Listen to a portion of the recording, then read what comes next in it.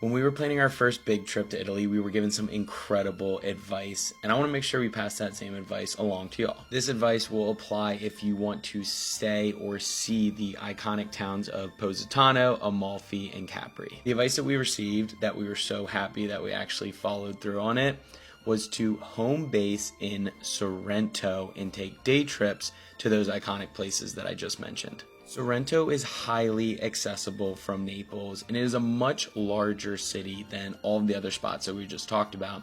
The infrastructure is larger, the cost of lodging is less, the cost of food is less, and the options are far greater. We had a beautiful 2-bedroom, 2-bathroom condo in the heart of the city for a little over $200 per night. We used Sorrento as our home base so that we could take day trips to Positano, Amalfi, Ravello, and some of the amazing cities on the Amalfi Coast. We also booked an amazing boat excursion that picked up in Sorrento that took us over to the island of Capri, where we enjoyed an incredible lunch and rode in our very first convertible taxi. Had we stayed in Positano or Capri, the lodging expense would have been minimum 3 or 4 times the amount of money we spent. So what I loved about this is the money that we saved by staying in Sorrento allowed us to splurge on lunches and dinners and excursions like the one we took to Capri. We outlined all the details of our Sorrento trip, including the exact Airbnb that we stayed in, the restaurants that we ate in, the excursions that we booked, in a blog that we just posted. We also heavily documented everything on this YouTube video we just posted. This was amazing advice that we received, and if you're considering heading out to this part of Italy, I could not recommend it more.